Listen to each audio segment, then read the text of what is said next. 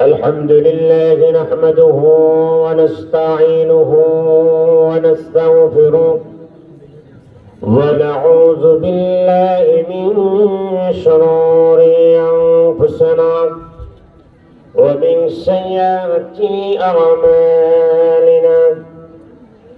من يهده الله فلا مضل له ومن يضلله فلا هادي له. ونشهد أن لا إله إلا الله وحده لا شريك له. ونشهد أن سيدنا وحبيبنا وحبيب ربنا ومولانا محمدا عبده ورسوله الذي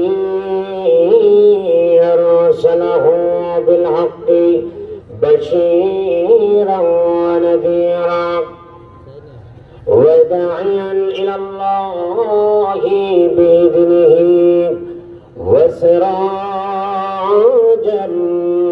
منيرا. فقد قال الله تعالى في كلامه المجيد وفي فرقانه الحميد. সকলে পড়ুন উঁচু আওয়াজে আমার সঙ্গে। أعوذ بالله من الشيطان الرجيم. আরো মুহাম্মাদের সাথে পড়ুন বিসমিল্লাহির রহমানির রহিম.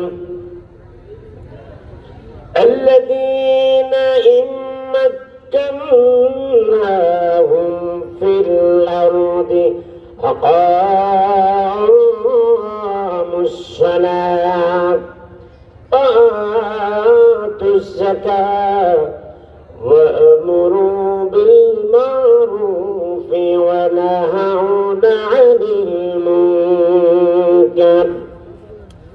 صدق الله مولانا العظيم وصدق رسوله النبي الكريم.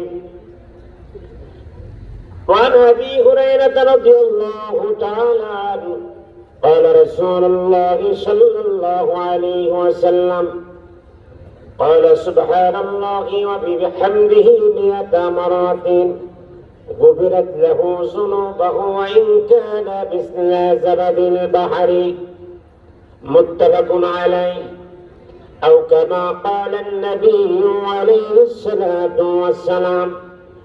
قال تعالى إن الله وملائكته يصلون على النبي يا أيها الذين آمنوا صلوا عليه وسلموا تسليما.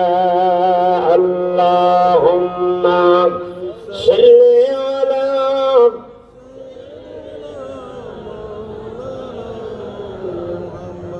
وعلى آل سيدنا مولانا محمد محبة شرف.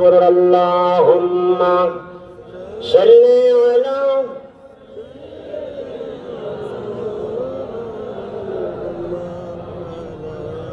وعلى آل سيدنا مولانا محمد. بلغ العلا بكماله كشف الدجى بجماله حسنت جميع خصاله.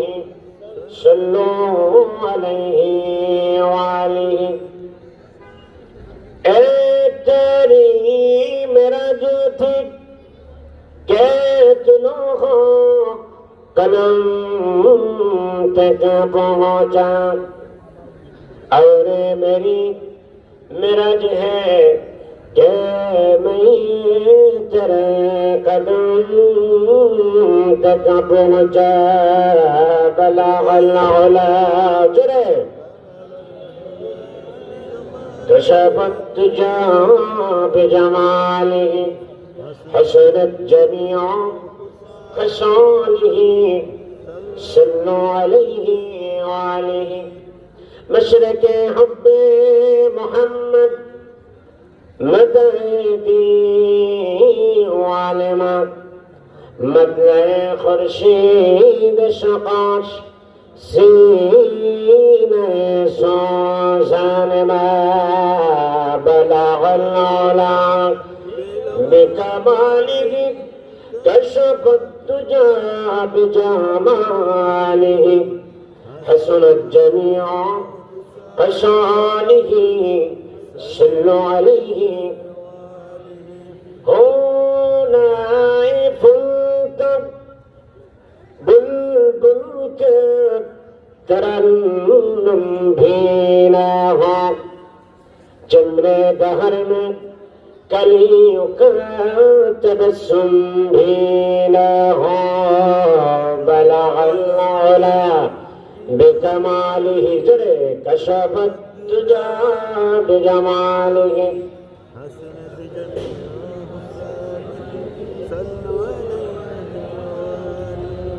لا إله إلا الله لا إله إلا الله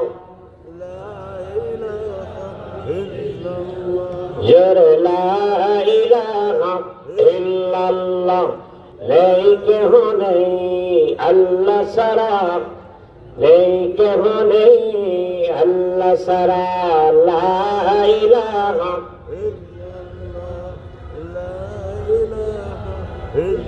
ফকির গানে গানে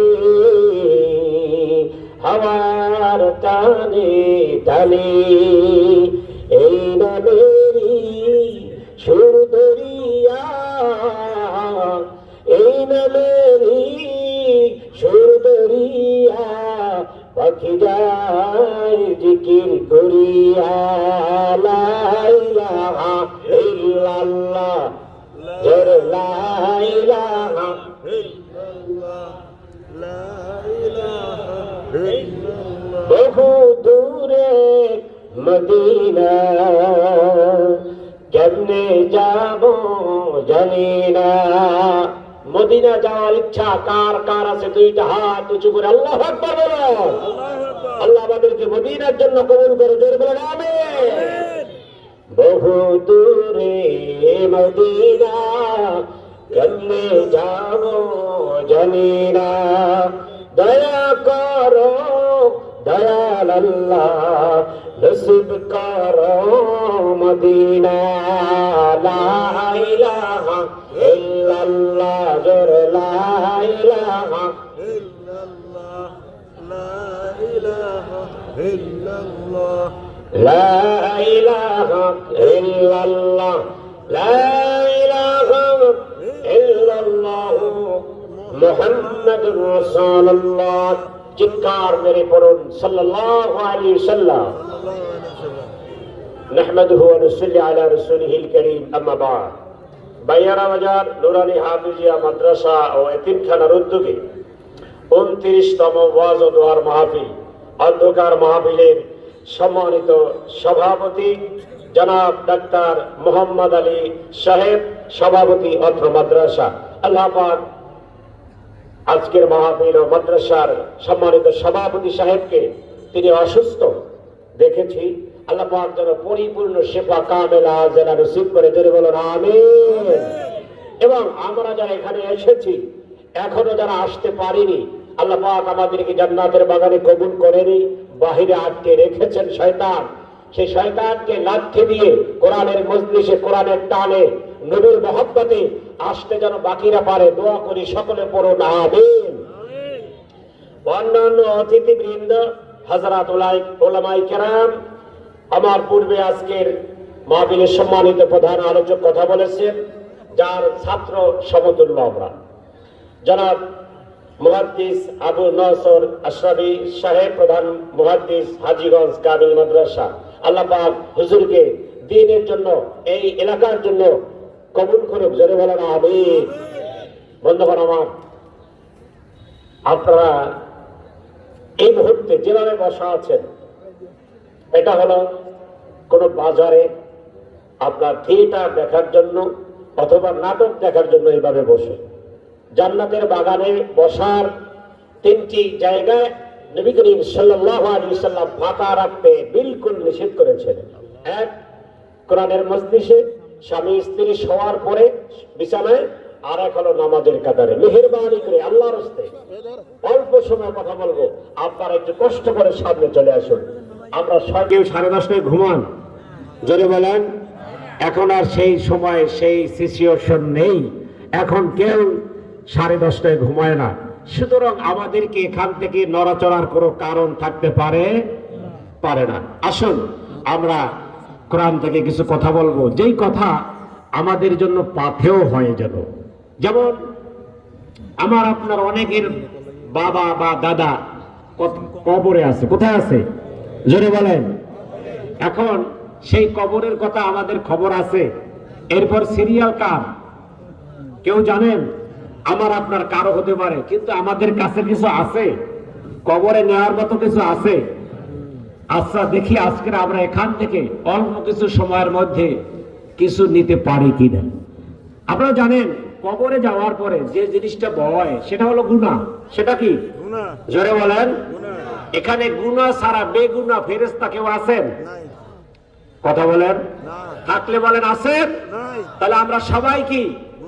কুল্লু বানি আদামা খাত্তাউন। Man is error. Man is, মানুষ মাত্রই কি? মানুষ বলতে নবী করিম সাল্লাল্লাহু আলাইহি সাল্লাম বলেছেন কুল্লু বানি আদামা খাত্তাউন। প্রত্যেক বনি আদমের মধ্যে কিছু না কিছু ভুল আছে। আচ্ছা, আমাদের মধ্যে ভুল আছে, গুনাহ আছে। এই গুণগুলো যদি আজকের এখান থেকে ধুয়ে মুছে ছাপ হয়ে বাড়ি যেতে পারি, আল্লাহ যেন সে তৌফিক দান করে, বলুন আমিন।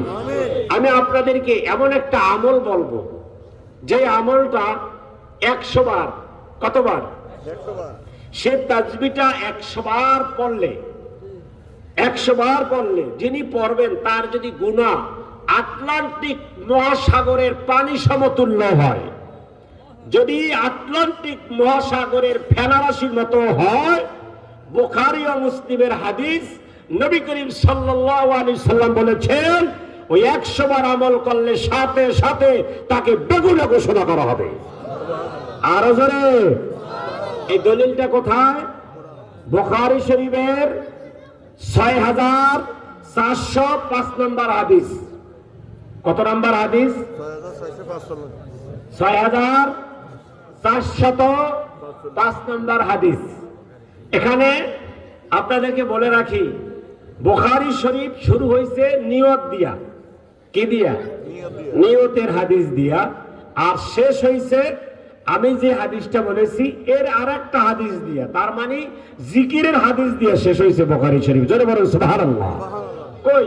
বুখারী শরীফ শেষ হয়েছে সুবহানাল্লাহ শব্দ দিয়ে। জোরে বলুন সুবহানাল্লাহ। তাহলে আমি আপনাদেরকে কোরআন এবং হাদিস দিয়ে আপনাদেরকে বেগুনাহ ঘোষণা করে এবং বেগুনাহ হওয়ার আমল শিক্ষা দিয়ে আপনাদের মেধা মগজে ঢুকিয়ে এখান থেকে আমরা বিদায় হব ইনশাআল্লাহ। এবার আসুন, আমরা সবাই কি? গুনাহগার। আমরা সবাই হলাম মুসলমান। সবাই কি? সবাই মুসলমান। আমাদের দায়িত্ব আছে না নাই? কি দায়িত্ব আছে? আমাদের দায়িত্বটা কি? একমাত্র হলো আমরা দায়ী আল্লাহ। আমরা দ্বীনের ক্যারি করব, দ্বীনের ফেরি করব। আমি যা জানি এটা আমার যে ভাই জানে না তার কাছে কি করব? জোরে বলেন। ওয়াইন তাওয়াল্লাউ ফাইন্নামা আলাইকাল বালাগ। তোমাদের কাজ হলো পৌঁছে দেওয়া। তোমাদের কাজ কি? পৌঁছে দেওয়া। ভাইরা আমার, হযরত মুসা আলাইহিস সালাম শ্বশুর বাড়ি থেকে তিনি 10 বছর শ্বশুর বাড়ি ঘর জামাই ছিল। কত বছর? সে হিসেবে ঘর জামাই থাকা সুন্নাহ। এটা আমাদের নবীর না, মুসা নবীর সুন্নাহ। তিনি, তার শ্বশুর ছিলেন শুআয়ব আলাইহিস সালাম। ওই বাড়িতে কত বছর ছিলেন? 10 বছর চুক্তি হয়েছিল শোয়েব আলাইহিস সালামের সাথে। যেদিনকার চুক্তি শেষ 10 বছর, সেদিনকার ছিল অমাবস্য রাত্র, অন্ধকারাচ্ছন্ন রাত্র। বন্ধুগণ আমার, তাদের চুক্তি শেষ। তার স্ত্রীকে নিয়ে হযরত সফুরাকে নিয়ে মুসা আলাইহিস সালাম মিশরে রওনা হলেন শাম থেকে। বন্ধুগণ আমার, অমাবস্য রাত, অন্ধকার, মাঝে মধ্যে বৃষ্টি হচ্ছে। ভাইরা আমার, গভীর মনোযোগ। মুসলমানের আদাব কেমন হওয়া উচিত? আল্লাহ পাক বলছেন, ইন্নাল্লাহা লা ইউখলিফুল মিআদ। নিশ্চয়ই তোমার রব কখনো ওয়াদা ভঙ্গ করে না। তোমার রব তোমার সঙ্গে যেই জান্নাতের ওয়াদা করেছেন, হে মানুষ, অবশ্যই তোমার রব সেই জান্নাত তোমাদেরকে বুঝিয়ে দিবে। কোন ওয়াদার বরখেলাপ হবে না। ইভেন নবীরা ওয়াদার বরখেলাপ করে, আমরাও করি না।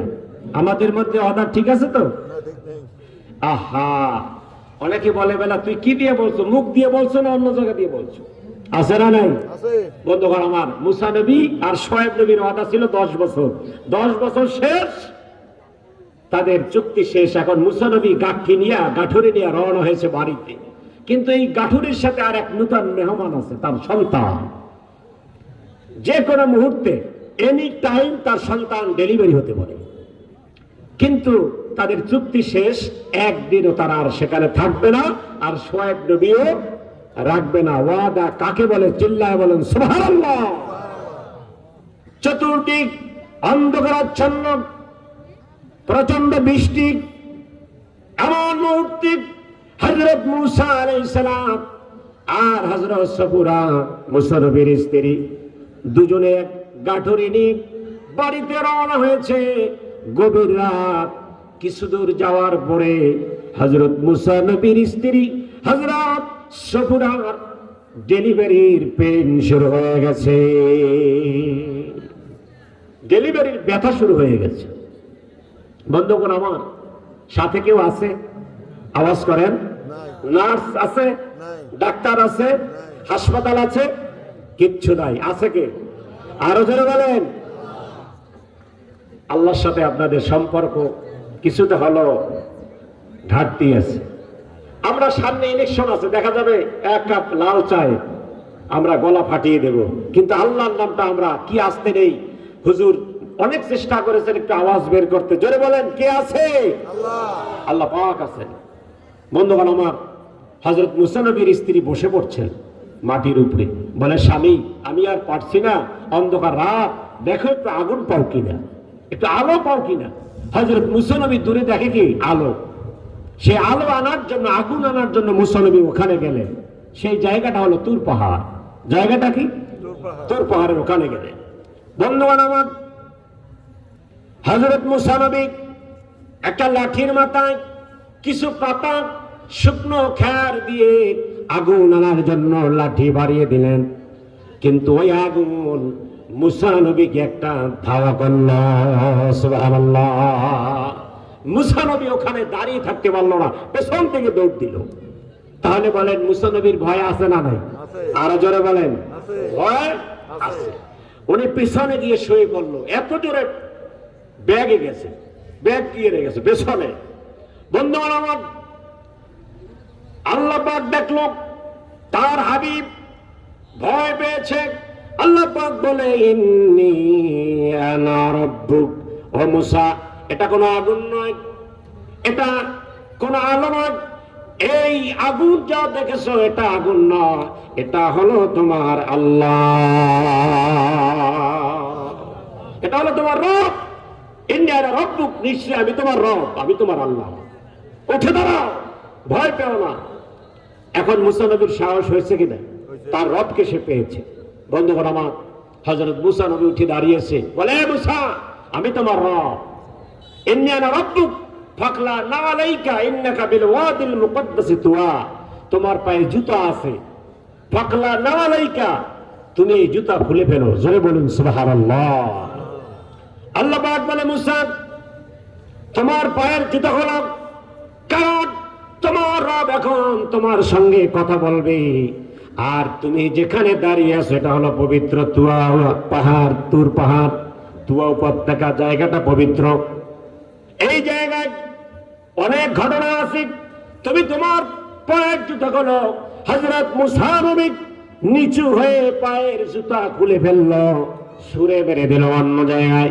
আপনারা জানেন মেরাজের রাত্রে যখন আমার আপনার কলিজার নবী, প্রাণ নবী, হৃদয়ের নবী মুহাম্মদুর রাসূলুল্লাহ, জোরে বলুন সাল্লাল্লাহু আলাইহি ওয়াসাল্লাম, যখন আরশে আজিমে গেলেন, তার পায়ে চটি জুতা ছিল, কি জুতা? চটি জুতা ছিল। আল্লাহর আরশের পবিত্রতা রক্ষার জন্য নবী করিম সাল্লাল্লাহু আলাইহি ওয়াসাল্লাম নিচু হয়েছেন, জুতা খুলবেন। আল্লাহ পাক বলে, হে আমার হাবিব, হাবিব, আপনার পায়ের জুতা আপনি খুলবেন না, আপনার পায়ের জুতা আর ধুলা দিয়ে আমার আরশকে ধন্য করে যান। ফাকলা না আলাইকা, আল্লাহ তুর পাহাড়ে মুসা নবীকে জুতা পায়ে দিতে দেয় না। আর স্বয়ং বিশ্ব নবীকে আল্লাহ পাক বলল, হাবিব আপনার জুতা খুলবেন না, আপনার জুতার ধুলা দিয়ে আমার আরশকে ধন্য করে দাও। সুবহানাল্লাহ কি বাড়িতে বলবেন? সুবহানাল্লাহ, নারায়ে তাকবীর।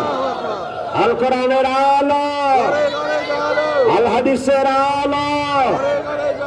এখন বলেন সমস্ত নবীরা সমান না? সমস্ত আল্লাহ পাক নবীদের ভিতরে বলেছেন তিলকা রাসূল ফাদ্দালনা বা'দাহুম আলা বা'দ। আমি কোন কোন নবীর মর্যাদা, কোন কোন রাসূলের মর্যাদা একজনের থেকে আরেকজনের উপরে বৃদ্ধি করে দিয়েছি। সুবহানাল্লাহ, সুবহানাল্লাহ।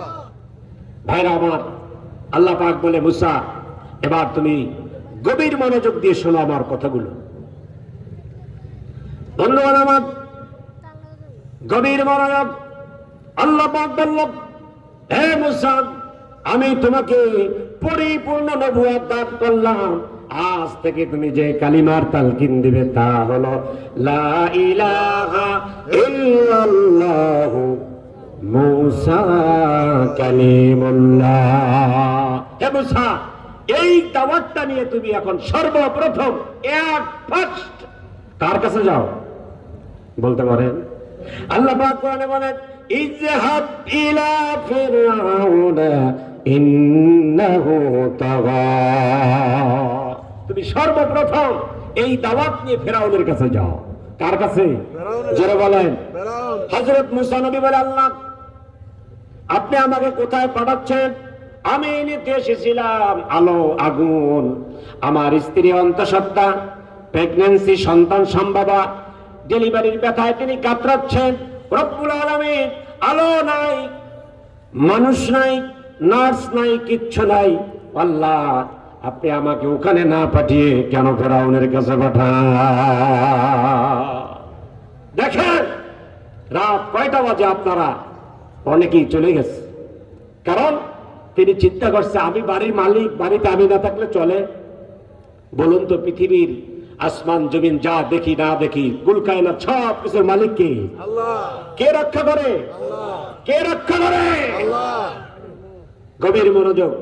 আল্লাহ পাক বলে, মুসা তুমি তোমার স্ত্রীর কাছে যাবে, বেশ ভালো।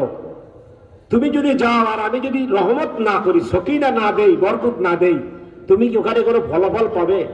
জোরে বলেন, পাবে?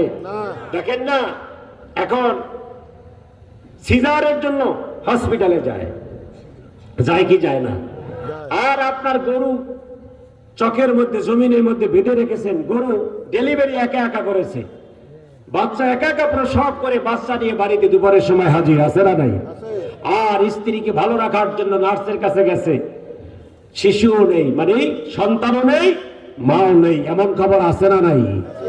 রক্ষা করার মালিক কে? চিৎকার মেরে বলেন, মালিক কে? সে আল্লাহর উপরে আমরা পরিপূর্ণ তাওয়াক্কুল করে বসি।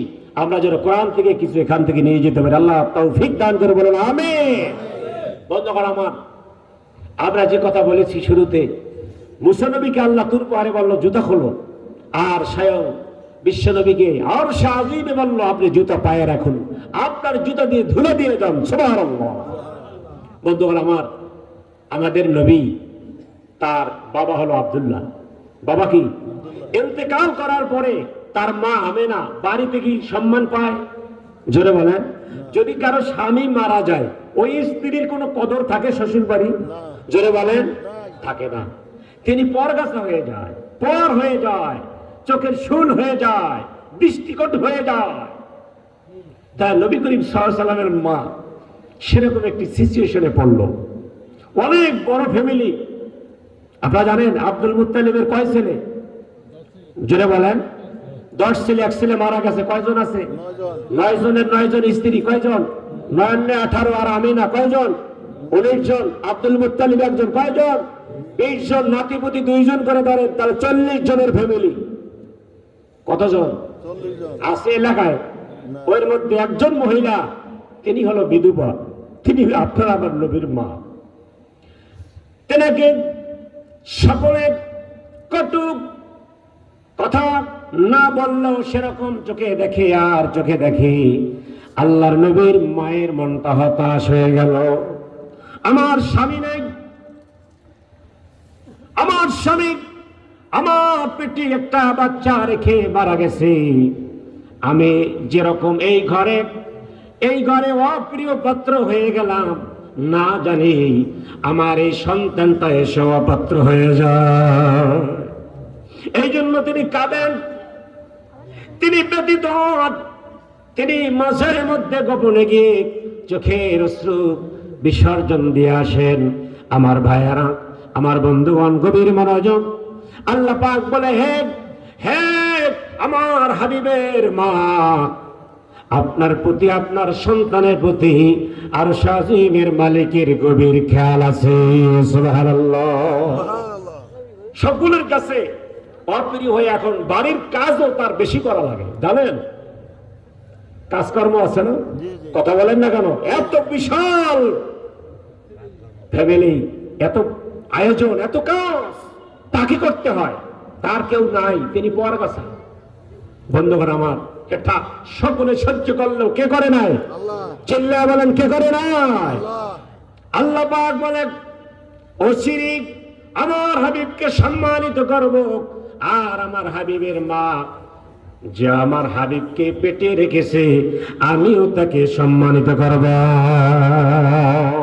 বন্ধুগণ আমার, এটা দুনিয়া আসার আগেই সম্মানিত করতে হবে আল্লাহর। কিভাবে দেখেন, একদিন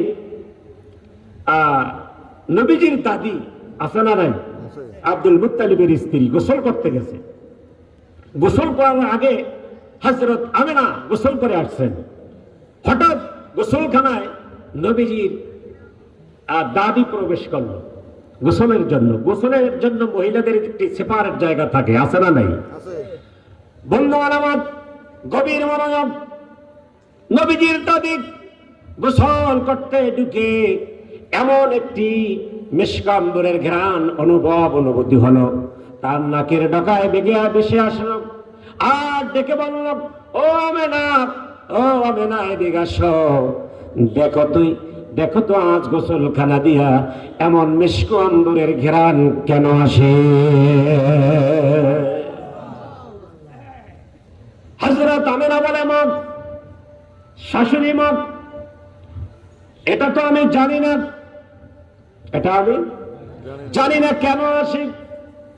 নবীজির দাদিমা খাজা আব্দুল মুত্তালিবের সঙ্গে এই বিষয় নিয়ে কথা বলল গোপনে।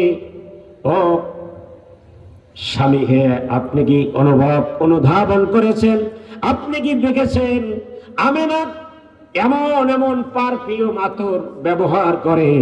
আমার মনে হয় আমেনাকে কোনো পুরুষ ছেলে পেলে হাদিয়া গিফট করে। নাউজুবিল্লাহ।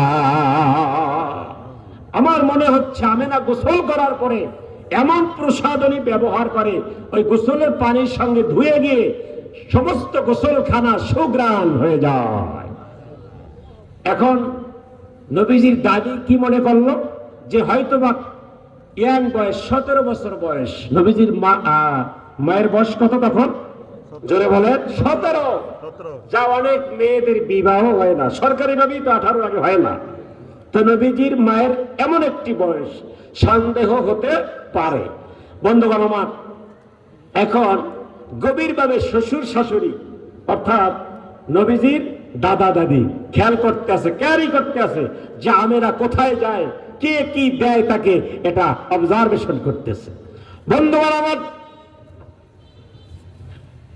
আব্দুল মুত্তালিব গভীর ভাবে লক্ষ্য করল আমেনাকে পানি আনতে পাঠিয়েছে। ওই যে কূপে পানি আনার দায়িত্ব নবীজির মায়ের, কারণ পরে গেছে তার স্বামী নাই। একটি কলস কাকে করে ওই কূপের দিকে চলে গেল পানি আনার জন্য। সেখানে গিয়ে পানি নিয়ে আসবেন। এদিকে এদিকে আব্দুল মুত্তালিব গভীরভাবে লক্ষ্য করতেছেন আমার বৌমা প্রতিকারক দৃষ্টি কটু বা অন্য কোনো নীতি অবলম্বন করে কিনা, এটা দেখার জন্য তিনি শ্বাস ব্যবহার করতেছেন, ইনস্পেকশন করতেছে। এবার তিনি লক্ষ্য করল আমেনা যখন কূপের কাছে গেল, ওই কূপের পানি সঙ্গে সঙ্গে নিচ থেকে উপরে উঠে গেল। বন্ধুগণ আমার, এরপরে ওই কলসের পানি নিয়ে যখন তিনি হুজরায় আসেন, ঘরে আসেন, পাথরের কঙ্কন গুলো পারিয়ে আসেন, মারিয়ে আসেন, পায়ের নিচে পড়ে, কোনো ব্যথা পায় না, দুঃখ পায় না। এমন সিচুয়েশনে পড়ার পরে আব্দুল মুত্তালিব জিজ্ঞেস করলো, বৌমা আমার একটি প্রশ্ন আছে, দাঁড়াও আমার। একটি প্রশ্ন জেগেছে আমাদের মাঝে, তা হলো তুমি যখন কূপের কাছে যাও, কিভাবে তুমি ওই কূপের রশি না দিয়ে কূপ থেকে পানি উত্তোলন করে কিভাবে আনো? এবার আমেনা বলে, বাবা শোনেন, আমি যখন কূপের কাছে যাই, কে যেন আওয়াজ করে, গাইবি আওয়াজ দেয়, ও মক্কার কূপ তোমার কিনারে গেছে আমার হাবিবের মা, খবরদার নিচু হয়ে যদি পানি উত্তোলন করা লাগে আমার হাবিব ব্যথা পাবে, কারণ হাবিব মায়ের পেটে। খবরদার ও কূপের পানি নিচু থেকে তুমি উচ্চগামী হয়ে যাও। মাগো তুমি যেই পথ থেকে আসো, ওতে অনেক পাথরের কাকর আছে, কঙ্কন আছে, ওগুলো তোমাকে বিঁধে না, আঘাত করে না। এবার আমি ও বাবাজি, ও শ্বশুর বাবা, আমি যখন এই কলস কাকে করে নিয়ে আসি, আমার পায়ের নিচে যেই পাথরের টুকরো গুলো পড়ে, আল্লাহর কসম, আল্লাহর কসম, ওই পাথরের টুকরো গুলো তুলোর মতো নরম হয়ে যায়। বন্ধুরা আমার, এবার নবীজির দাদা বলে, ও বৌমা তুমি যখন গোসল করতে যাও, তোমার শাশুড়ি মা বলেছে তুমি নাকি পারফিউম ব্যবহার করো, অনেক দামি দামি পারফিউম ব্যবহার করো। বৌমা প্রশ্ন হলো, এই পারফিউম গুলো তোমাকে কে দেয়? এই পারফিউম পাও কোথায় তুমি? আমাদের কাছে তো নেই, এত শুভ্রা। বন্ধুগণ আমার, এবার আমি না অনেক বাবা, আমার শরীরের যত লোম দেখতে পান বাবা, আমার সন্তান পেটে আসার পরে আমি অনুভব করলাম, অনুধাবন করলাম, আমার শরীরের প্রত্যেকটা লোম থেকে বাবা আপনি দেখেন মিশক আম্বরের ঘেরান আসে। আমার শরীরের প্রত্যেকটি লোমের গোড়া দিয়ে মিশক আম্বরের ঘেরান আসে। আমি এখানে জানতে চাই, এই মিশক আম্বরের ঘেরানের উৎসকে রাসূল আমার নবী। চিল্লায় বলুন সুবহানাল্লাহ। বন্ধু আমার, এই ঘটনা যখন আব্দুল মুত্তালিব জানতে পারল, যখন নাতি পেটে এসেছে তার শরীর থেকে মিশক আম্বরের ঘ্রাণ আসে, এবার আব্দুল মুত্তালিব ঘোষণা করে দিল, ও আমার হাউস ফ্যামিলি শোনো, আমার বাড়ির লোকজন শোনো, আগামী কাল থেকে পূর্ণ রেস্টে থাকবে আমেনা, কোনো কাজ করবে না। তিনি অনুধাবন করলো জামানার মহামানব মুহাম্মদুর রাসূলুল্লাহ সাল্লাল্লাহু আলাইহি ওয়াসাল্লাম হয়তোবা আমার বৌমার পেটের ভিতরে তিনি রেস্ট আছেন। জোরে বলুন সুবহানাল্লাহ, সুবহানাল্লাহ।